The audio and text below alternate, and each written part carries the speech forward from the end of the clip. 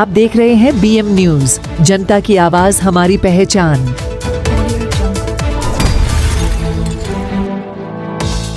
महाराष्ट्र, आप सभी लोगों को मैं आपको ये बताना चाहूंगा, एक बहुत ही महत्वपूर्ण और शायद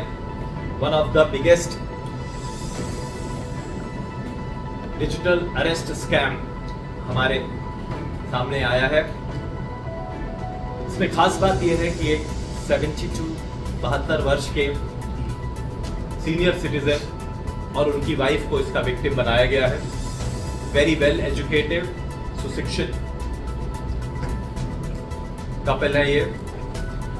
और खास बात यह है उन्होंने मैनेजमेंट की पढ़ाई की है, बीकॉम किया है, LLB किया है और 20 साल से ज्यादा का उनका अनुभव है फार्मा कॉर्पोरेट सेक्टर में, और उनकी जो पत्नी है उनका अनुभव है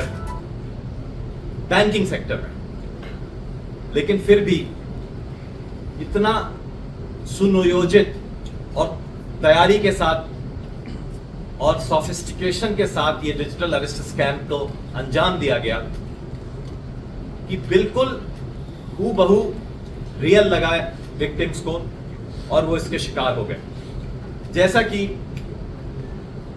जो आरोपी हैं उन्होंने ये बताया, विक्टिम को ये डराने की कोशिश की कि उनके अकाउंट्स के द्वारा बहुत भारी मात्रा में मनी लॉन्ड्रिंग हो रही है और उनके फोन्स का और अकाउंट्स का उपयोग मनी लॉन्ड्रिंग के लिए किया जा रहा है। इसलिए उनको अपना सारा पैसा डिक्लेयर करना पड़ेगा, सारी प्रॉपर्टीज डिक्लेयर करनी पड़ेगी, और जब तक ये इंक्वायरी पूरी नहीं हो जाती है उनको ये पैसा कुछ गवर्नमेंट डेजिग्नेटेड, सरकारी डेजिग्नेटेड अकाउंट्स में रखना पड़ेगा, और बाद में इंक्वायरी के बाद यदि वो लोग निर्दोष साबित हुए तो ये पैसा उनको वापस दे दिया जाएगा। ये बहुत ही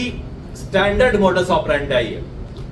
और आप सभी पत्रकार भाइयों और बहनों की मदद से मैं ये बताना चाहूंगा कि कृपया इसके बारे में जागरूकता फैलाने का काम आप भी करें, क्योंकि यदि जागरूकता होगी इस मामले में तो कोई भी विक्टिम डिजिटल अरेस्ट स्कैम का शिकार नहीं हो पाएगा, क्योंकि डिजिटल अरेस्ट नाम का प्रावधान ही नहीं है भारतीय कानून में। कोई भी एनफोर्समेंट एजेंसी या पुलिस या कोई भी एजेंसी डिजिटल अरेस्ट कर ही नहीं सकती, क्योंकि इसका कोई प्रावधान ही नहीं है। लेकिन यह बात सामान्य जनता को नहीं पता, और इसी जानकारी के अभाव का फायदा उठाते हैं ये शातिर क्रिमिनल्स, और इन्होंने एक बहुत ही बेहतरीन सोफिस्टिकेटेड सिस्टम का निर्माण किया, जिसमें ये अपनी आइडेंटिटी छुपाने के लिए VPNs, वर्चुअल प्राइवेट नेटवर्क का यूज करते हैं, जिससे कि इनके IP एड्रेस किसी और देश के नजर आए जब एजेंसीज उसके बारे में तहकीकात करें। इसके अलावा टॉर, द अनियन राउटर का इस्तेमाल करते हैं, जिसकी वजह से कई देशों से बाउंस होता हुआ वो मैसेज फाइनल आता है और उसको ट्रेस करना लगभग असंभव हो जाता है।